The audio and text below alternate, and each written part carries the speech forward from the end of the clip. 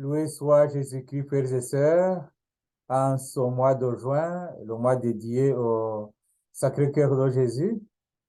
J'ai envie de revenir sur l'Eucharistie, cette présence réelle qui est tout pour nous et que parfois nous ignorons. Et lorsque nous ignorons l'Eucharistie dans notre vie, nous ignorons ce cadeau le plus important que le Seigneur a donné à son Église lorsque il s'est laissé comme nourriture, il s'est laissé comme boisson pour son Église. Lorsque nous ignorons l'Eucharistie, nous ignorons cette nouvelle alliance qui se réalise non pas à travers le sacrifice des animaux, des bêtes, mais à travers le sacrifice du Christ lui-même qui meurt sur la croix et qui, par sa mort, nous libère et nous délivre de tout mal. Non seulement il nous donne la possibilité de le recevoir, mais lorsque nous croyons à celui que nous recevons vraiment, nous avons aussi donc cette compréhension que le Christ ressuscité nous ouvre à cette vie éternelle. Alors, je vais partir par quelques dates. Quelques dates, c'est seulement, déjà dit, symbolique pour nous aider à retenir l'essentiel. Il y a d'abord le 6 avril de l'an 30 après Jésus. Le 6 avril de l'an 30 après Jésus. C'est donc le jeudi saint. Le jeudi saint, c'est la nuit où le Seigneur a été livré. Là, il va prendre le pain. C'est donc, comme vous voyez, c'est dans le contexte de la Pâque juive. La Pâque juive célébrait la traversée de la mer de roseau vers la terre promise. Même si après ils vont faire comme 40 années dans le désert, mais ils avaient déjà traversé la mer Rouge. C'est dans ce contexte pascal où on célèbre la délivrance, la libération, la traversée, l'alliance de Dieu avec son peuple que le Seigneur profite pour manifester que c'est lui le grand prêtre de la nouvelle alliance parce il est à table et puis dans le contexte pascal, il parle au pain, il dit ceci est mon corps. Il va prendre le vin, coupe de vin et puis il va dire ceci est mon sang. Et chaque fois que vous allez faire ceci en mémoire de moi, je suis là présent. Je vais revenir sur le sens du mot mémoire. L'autre date à retenir, c'est le 9 avril de l'an 30. Donc ça, c'est le jour de la Pâque. Non, le lendemain de la Pâque juive. Donc, le lundi de Pâques, comme on appelle. Et là, nous sommes avec les disciples d'Emmaüs dans l'évangile selon Saint Luc, chapitre 24, du 29 à 34. Donc, là, c'est les disciples d'Emmaüs, deux personnes déçues, découragées, vraiment, j'allais dire décontenancées. J'étais allé à Jérusalem pour la fête. C'est des disciples de Jésus. Et le voilà que pendant cette fête juive, Jésus est tué. Et ils pensaient que ça serait comme un grand empereur, un grand roi, un grand chef. Alors ils sont déçus. Alors ils rentrent, ils quittent Jérusalem. Ils rentrent chez eux à Emmaüs, à quelques kilomètres de Jérusalem. Et chemin faisant, ils parlent de ce qui s'est passé à Jérusalem. Et un inconnu s'approche d'eux. Il marche avec eux, il les interroge. Il les écoute. Il les écoute, il les écoute. Après les avoir écoutés, il leur fait comprendre qu'ils sont vraiment stupides. Comment vous ne voyez pas que ce qui est arrivé à ce Seigneur-là était déjà préparé dans l'Ancien Testament?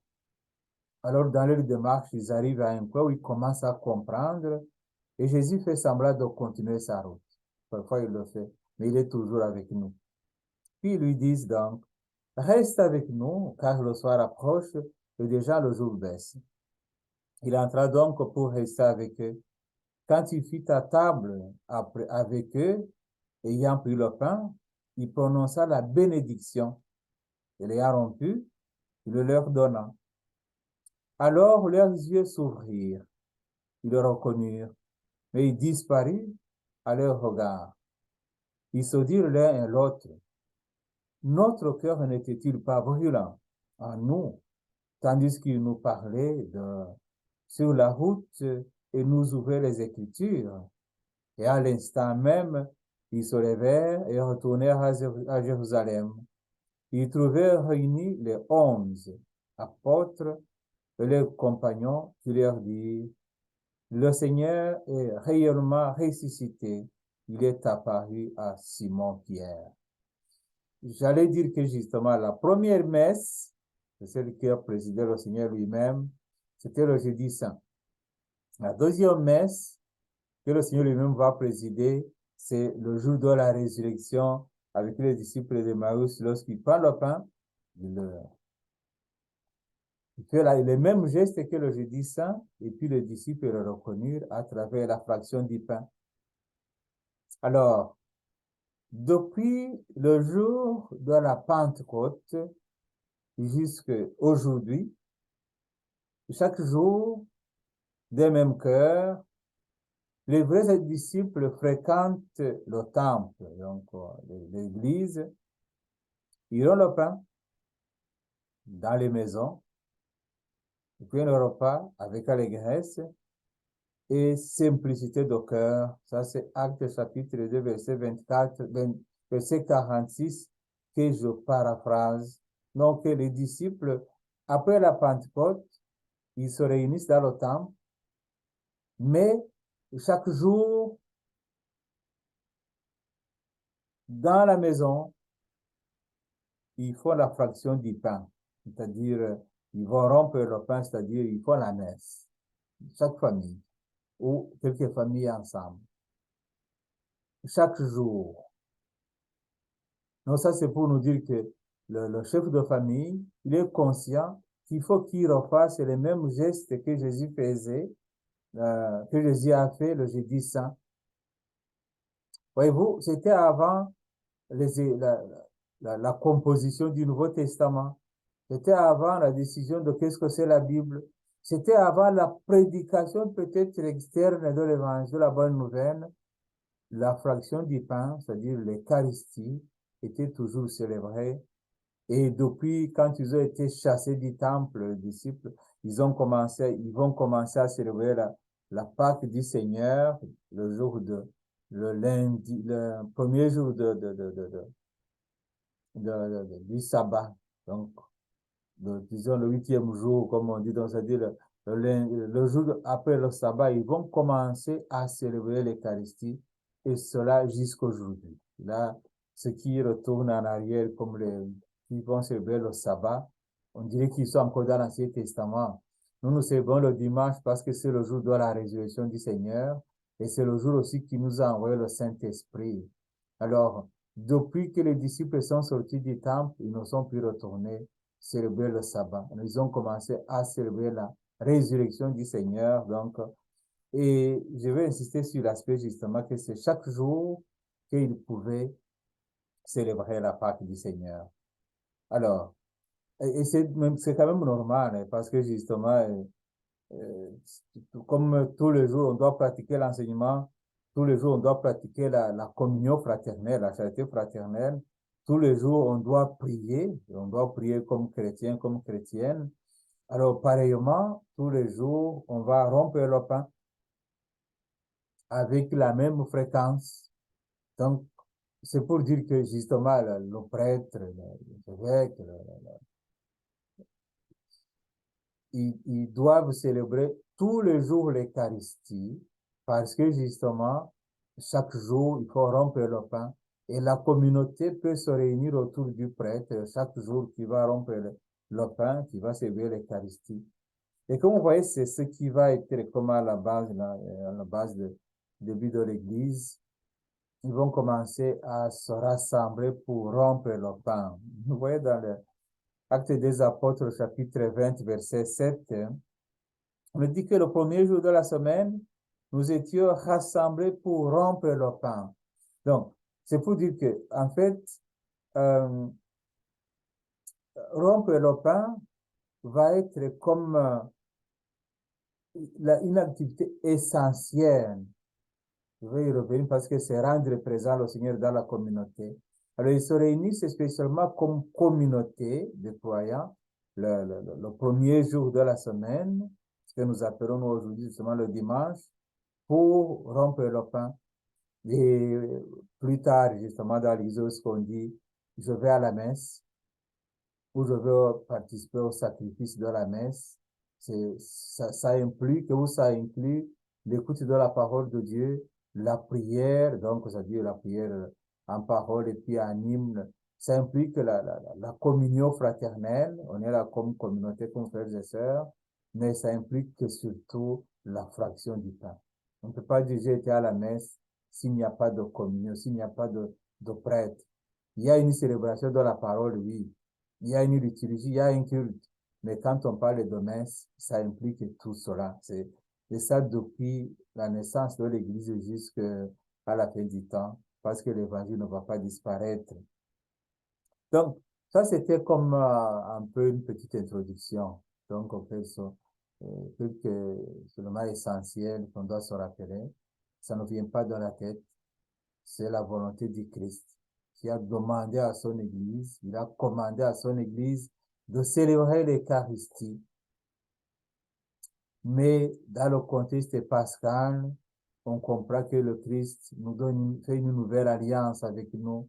Donc, il renoue l'alliance, non pas sur le sang des bêtes, mais avec son sang versé sur la croix. Alors, comment comprendre l'Eucharistie? Quelle est la valeur vraiment indubitable de l'Eucharistie? Pour mieux comprendre l'Eucharistie, je dis justement que c'est une tradition qui a commencé avec les premiers disciples, les apôtres, avant même qu'on ait mis par écrit les évangiles. Cette fraction du pain, cette Eucharistie était célébrée. Alors nous allons entendre les paroles d'une des personnes qui a reçu cette petite tradition qui vient des apôtres. Et son nom, c'est Saint Paul, l'apôtre Paul, dans son épître aux Corinthiens, 1 Corinthiens 11, depuis le verset 23, il dit ceci. J'ai moi-même reçu ce qui vient du Seigneur et je vous l'ai transmis. Donc, il a reçu, comme moi, j'ai reçu ce qui vient depuis les disciples, les apôtres, jusqu'à aujourd'hui, dans la même tradition, dans cette église qui est arrivée comme Pierre, Saint-Pierre comme centre d'unité, comme le premier parmi les égaux, le chef des apôtres, jusqu'à aujourd'hui dans cette église où nous avons le pape François comme centre d'unité, comme justement cette unité, cette tradition qui ne peut pas changer, qui ne peut pas être coupée, parce que ça fait partie de cette alliance avec le Seigneur. Donc, la nuit, ça c'est l'apôtre Paul qui continue, la nuit où il fut livré, le Seigneur Jésus prit du pain, puis il a rompu, rendu grâce, il le rompit, il dit, ceci est mon corps qui est pour vous. Faites cela en mémoire de moi. Après le repas, il fit de même avec la coupe, en disant, cette coupe est la nouvelle alliance à mon sang. Chaque fois que vous en boirez, faites cela en mémoire de moi. Ainsi donc, chaque fois que vous mangez ce pain et que vous buvez cette coupe, vous proclamez la mort du Seigneur jusqu'à ce qu'il vienne. Ça, pour moi, c'est un texte vraiment fondamental. Parce que c'est un texte qui reprend les paroles de notre Seigneur Jésus et qui regarde fidèlement comment est-ce que la tradition dit ces paroles en profondeur. Alors, ces paroles nous aident à comprendre qu'est-ce que c'est l'Eucharistie et comment est-ce que nous devons vivre l'expérience de l'Eucharistie sans la diluer, sans la diminuer ou sans perdre le sens de cette Eucharistie. Il y a d'abord, il y a 4 concepts que je vais évoquer, mais ce n'est pas tout. Avec l'Eucharistie, on peut dire beaucoup plus. C'est Saint Thomas d'Aquin qui disait que l'Eucharistie, c'est tout pour nous. Et c'est tout pour nous, vraiment. Je vais d'abord commencer par le concept faire mémoire. L'Eucharistie, c'est faire mémoire. Mais faire mémoire pour le peuple juif, ce n'est pas comme pour ça n'a pas vraiment le sens que nous lui donnons aujourd'hui. Lorsque nous disons faire mémoire pour nous, c'est comme se souvenir. Et parfois, on se souvient avec une certaine nostalgie ou avec amertume. Mm. Lorsqu'on pense au passé, on se dit, oh, le beau vieux temps. Ou bien on se dit, ah, dans le passé, j'ai été traumatisé par ceci, par cela. Alors, parfois, on fait mémoire et puis on reste figé comme dans le passé. Pour comprendre le sens du mot faire mémoire dans la culture juive, il faut se rappeler qu'il y a un terme technique qui s'appelle zikaron. Zikaron, c'est un terme technique en hébreu et qui signifie en fait rendre présent. Lorsque le Seigneur dit à son peuple, souvenez-vous que je vous ai fait sortir d'Égypte, il ne dit pas pensez au passé, non, il dit aujourd'hui, quel esclavagisme à laquelle vous devez vous libérer. Parce qu'il faut toujours découvrir que dans notre vie, il y a une forme d'esclavage. Il faut se libérer de cela aujourd'hui, pas dans le passé. Donc, Zikaron, c'est ça d'où vient donc les noms comme Isaacar, le nom comme Zacharia, Zacharia qui signifie justement Dieu se souvient. Donc, il se souvient aujourd'hui de moi, aujourd'hui. C'est pas dans le passé, c'est aujourd'hui. En fait, lorsque le Seigneur nous dit, faites ceci en mémoire de moi, c'est comme s'il nous disait, chaque fois que vous prenez le corps, le pain, et que vous prenez le vin, que ça soit fait par quelqu'un qui a autorité, autorité de autoritas, qui veut dire qui donner la vie, donner la vie. Donc, quelqu'un qui fait partie de cette tradition sacerdotale. Alors, s'il fait cela, moi, je suis là. En fait, le dicaron, ça veut dire il n'y a plus de temps. Donc, c'est comme si on supprime le temps. On supprime le temps, le passé, le présent, ça devient vraiment aujourd'hui. Alors, lorsque nous célébrons l'Eucharistie, il faut être conscient que chaque fois que l'Eucharistie est célébrée, c'est vraiment maintenant que le Seigneur s'offre encore une fois un sacrifice pour nous. Et à travers ce sacrifice qu'il donne, nos propres sacrifices trouvent leur sens. C'est-à-dire, nos sacrifices trouvent le sens de délivrance, de libération, de guérison. Même notre souffrance est unie à la souffrance du Christ qui peut la transformer en bénédiction pour nous autres. Ça, c'est très important de tout. Vivre l'Eucharistie comme une présence, et c'est là, de là justement le deuxième concept qu'on appelle la présence réelle. La présence réelle, ça vient de cette prise de conscience que l'Eucharistie, ce n'est pas seulement se souvenir du passé, c'est pas seulement un repas de famille communautaire, c'est pas seulement revivre la Sainte Seine comme dans le passé, comme le Seigneur l'a fait, mais ça veut dire que Jésus est réellement présent dans son corps, dans son sang, dans sa divinité, dans son humanité. Il est présent dans l'Eucharistie que nous recevons. Et ça, c'est ce qui est plus difficile, je pense, pour beaucoup de personnes, parce qu'on veut le comprendre du point de vue intellectuel.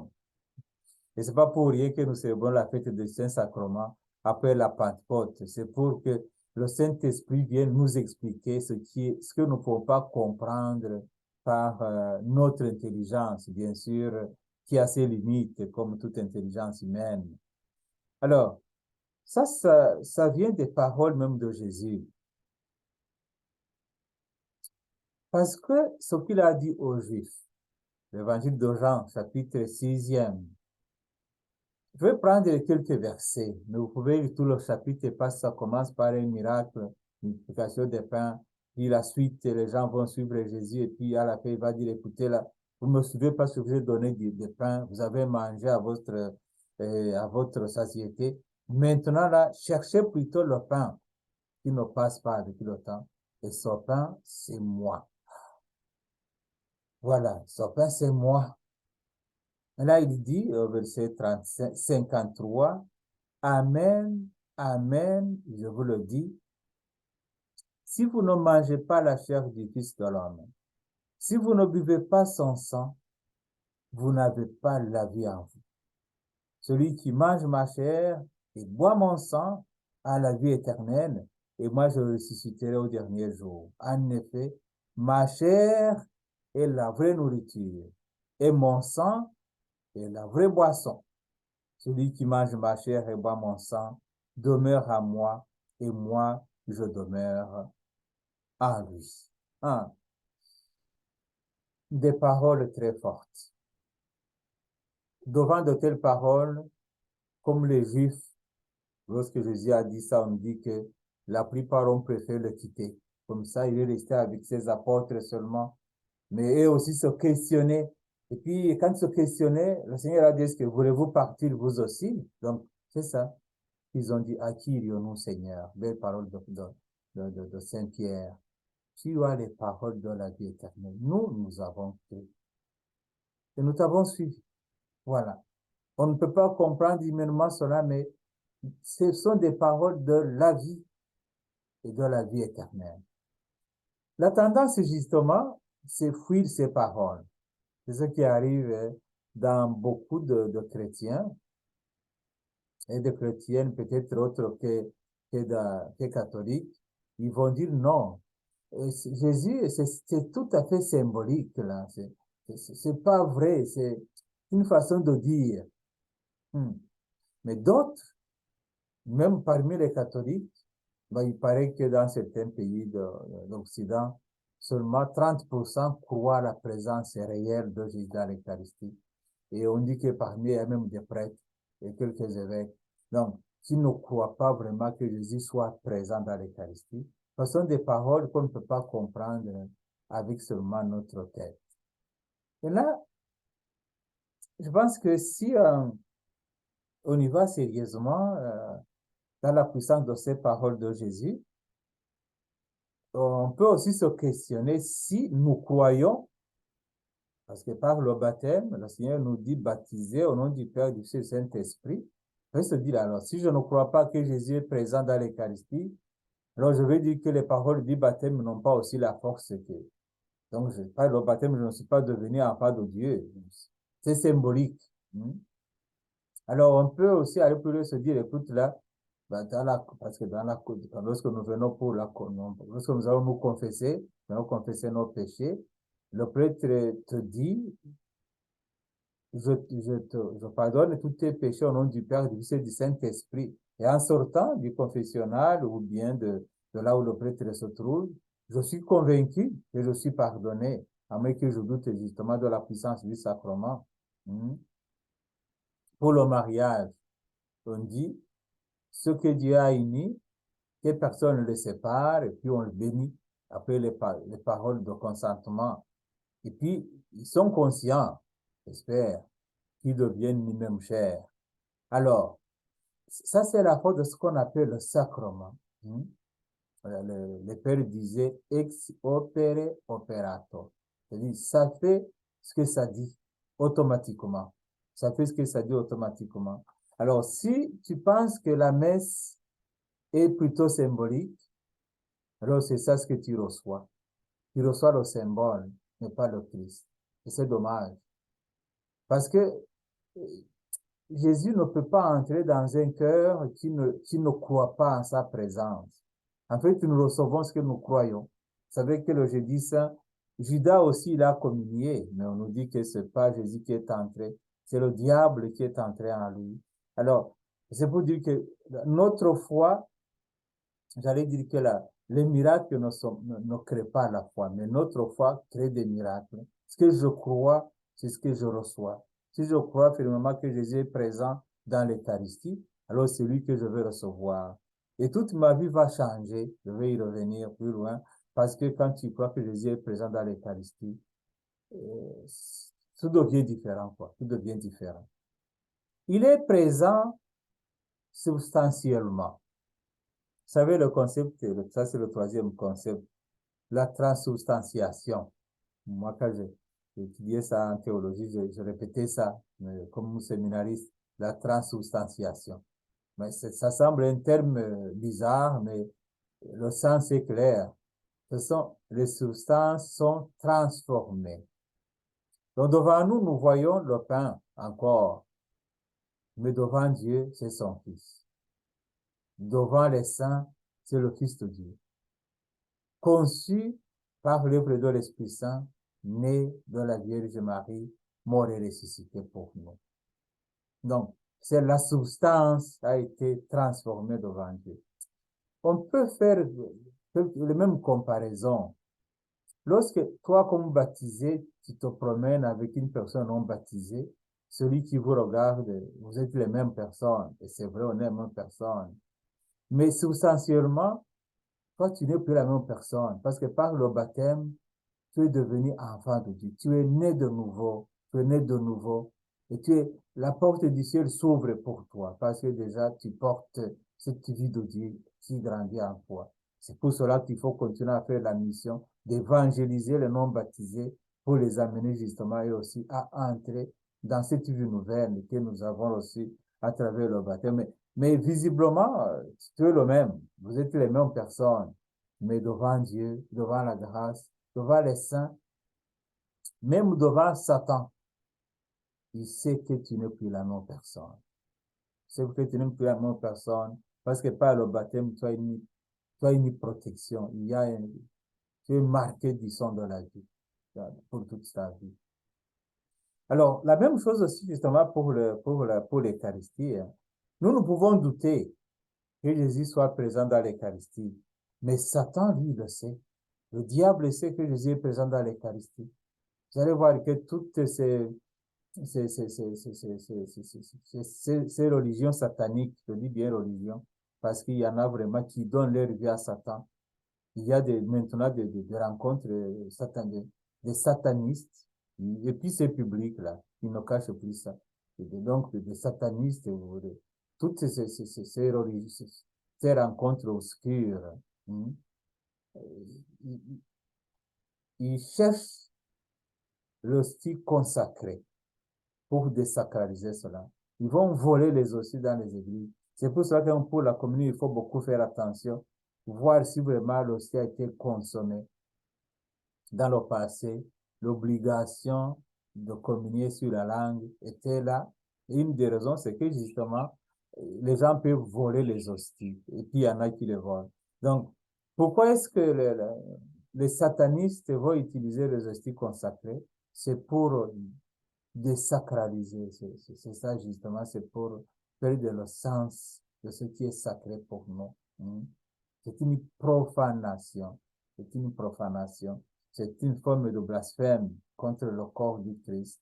Alors, je dis que Satan le sait parce que justement, je lisais des témoignages du père Tardif, le père Tardif que beaucoup connaissent parce qu'il a su que est dans le monde entier pour parler de Jésus qui guérit, entre autres justement, qui guérit à travers l'Eucharistie.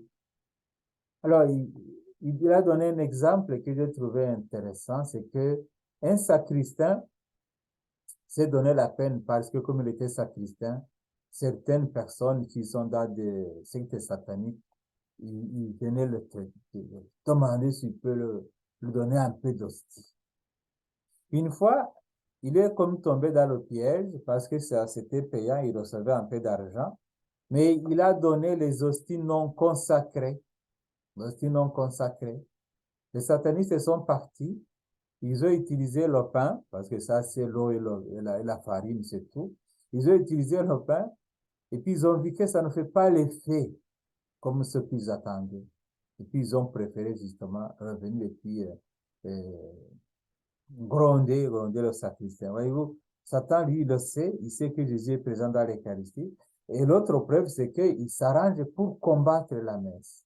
Il s'arrange pour combattre la messe. Il s'arrange pour combattre le sacerdoce. Il s'arrange pour combattre la Vierge Marie. Les trois grands ennemis de Satan, c'est l'Eucharistie, le sacerdoce, la Vierge Marie. Parce qu'aussi longtemps que la messe est célébrée dans le monde, il y a une présence réelle dans le monde. Alors, le diable s'arrange pour faire que l'Eucharistie ne soit pas célébrée. Et il va même essayer d'influencer le cœur du prêtre pour dire, ne fais pas la messe tous les jours là. C'est pas nécessaire. Parce que quand la messe n'est pas célébrée, lui, il est content parce que Jésus n'est pas présent dans la vie de l'église. Et bien sûr, combattre le sacerdoce, c'est normal. Il n'y a pas de messe sans prêtre.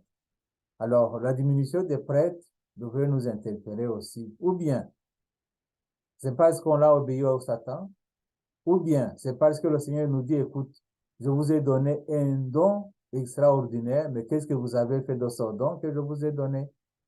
Ou c'est peut-être parce que nous ne sommes pas conscients de la dignité de ce sacrement que le Seigneur nous accorde. Alors, il faut voir tout ça. C'est partie de la transubstantiation. Donc, que la substance est comme transformée, comme changée. J'allais finir par le mot communion.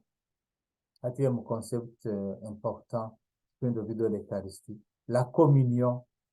La communion au corps et au sang du Christ pour former un même corps. L'Eucharistie, c'est le sacrement d'unité. L'Eucharistie, c'est le sacrement de communion. Si nous communions au corps de Jésus, on doit aussi être à mesure de communier au corps de notre frère, de notre sœur. C'est pour cela que l'Eucharistie, c'est aussi la mission. L'Eucharistie, c'est la mission. Le Seigneur nous dit, allez dans le monde entier, baptisez, faites tout ce que j'ai fait, qu'ils apprennent cela. Je suis là avec vous tous les jours jusqu'à la fin des temps. Cette présence continuelle et puis éternelle de Jésus. Alors, c'est Saint Augustin qui disait que tu ne peux pas communier au corps du Christ si tu ne peux pas communier au corps de ton frère ou de ta sœur. Et c'est normal.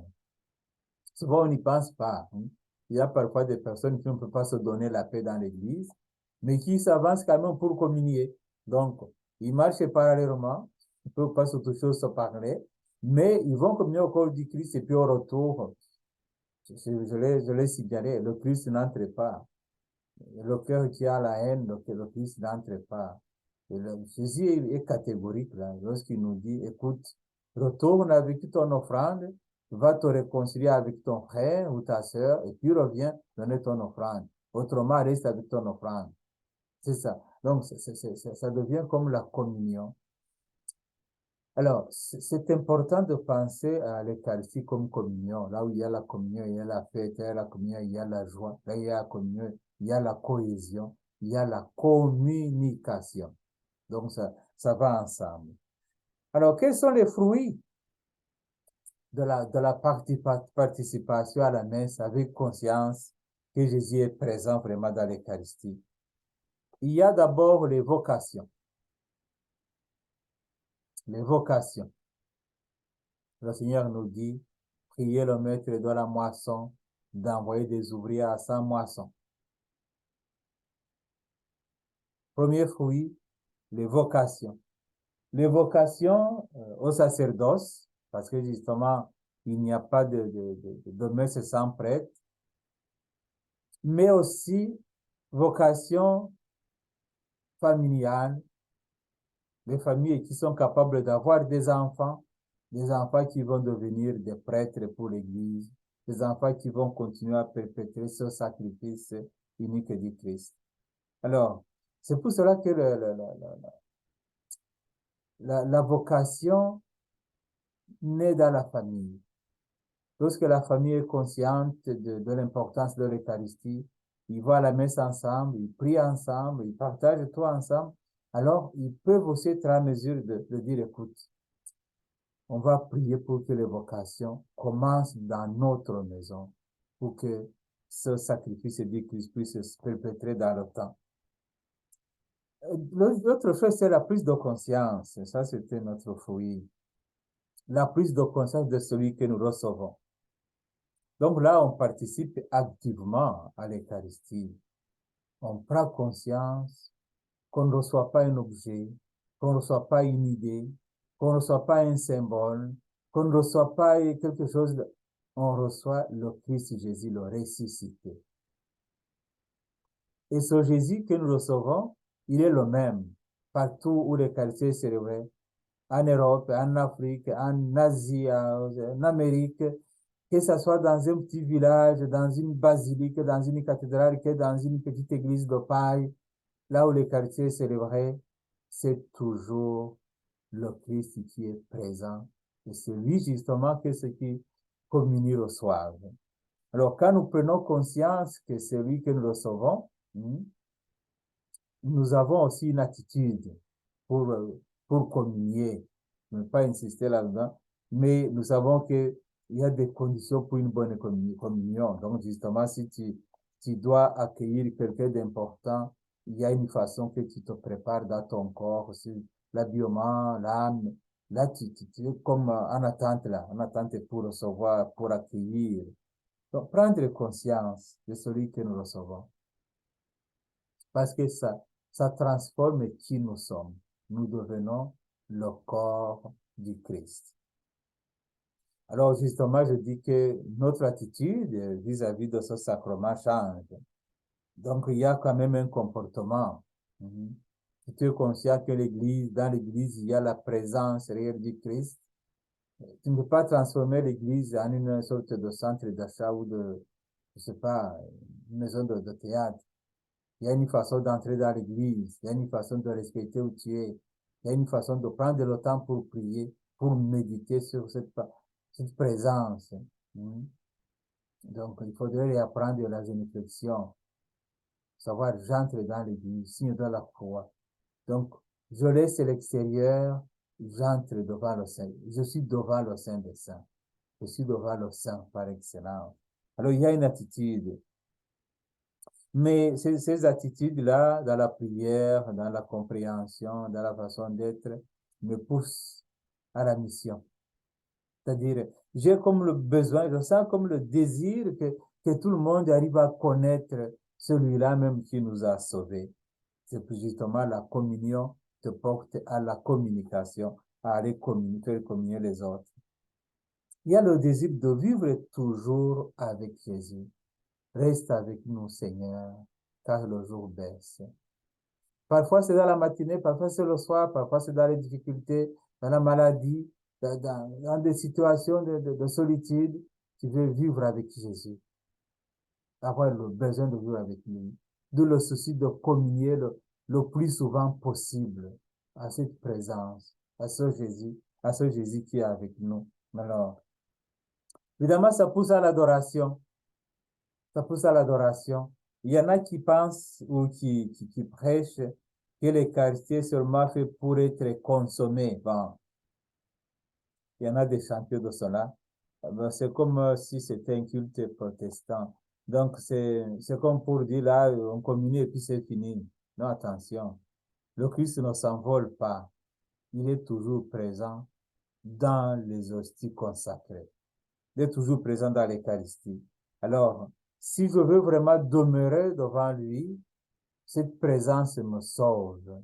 La contemplation du Christ dans l'Eucharistie, ce sont comme des rayons sur le mont Tabor qui descend sur les apôtres pour les transmettre la vie, les transmettre la beauté de Dieu, les transmettre cette puissance de Dieu, les transmettre la vie divine.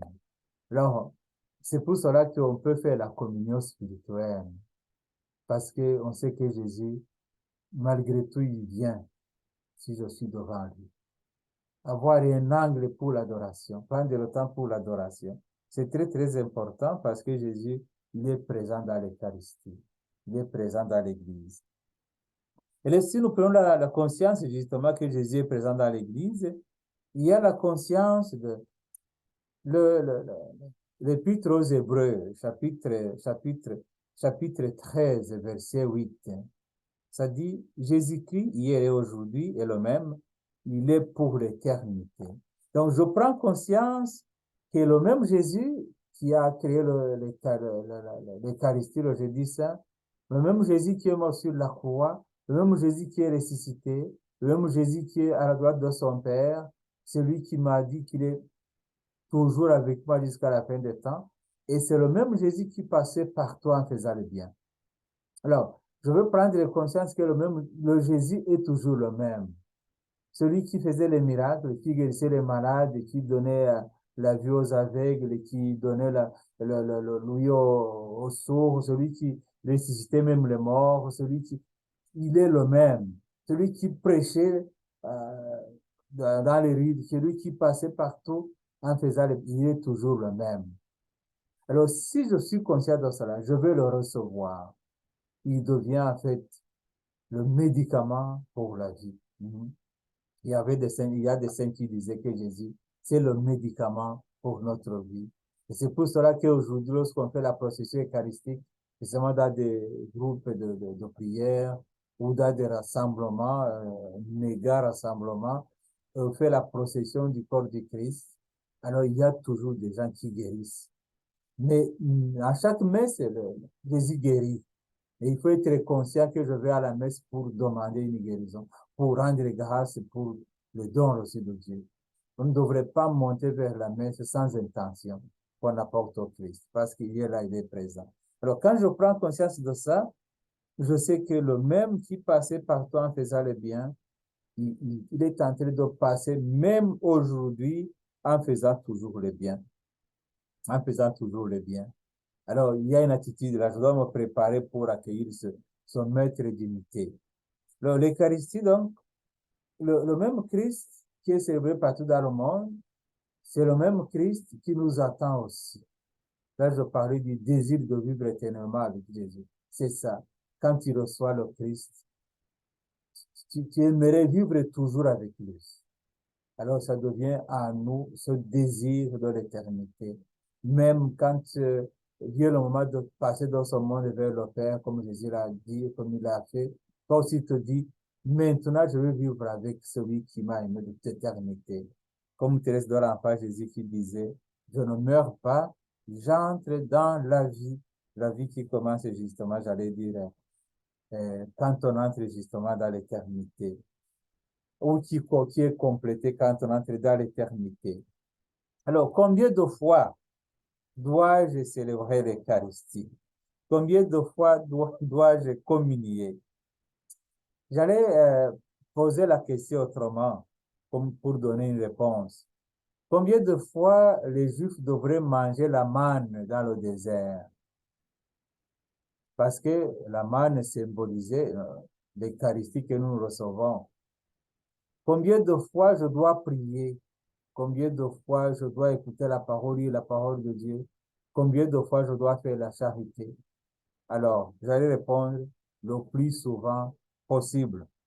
Parce que le Christ, chaque fois qu'on communie à son corps, c'est vraiment l'augmentation de cette puissance de Dieu. Donc, je vais conclure cette catéchèse, parce que c'est une catéchèse, par une petite belle histoire qui s'est passée en 304. C'est en Abitaine. L'Abitaine, c'est un petit village qui se trouve dans l'actuelle Tunisie. L'actuelle Tunisie, donc en Afrique.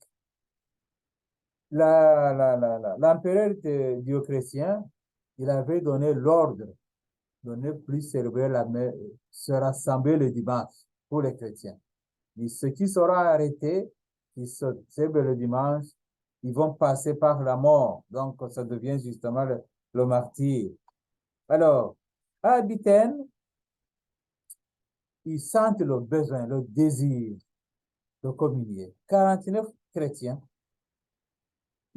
c'était le dimanche, ils se sont rassemblés pour célébrer justement le dimanche dans la maison d'un certain Octave Félix. Ils célébraient donc l'Eucharistie et bravant ainsi donc l'interdiction de l'empereur. Alors, arrêté, il fut conduit à Carthage pour être interrogé par le proconsul Anulinus.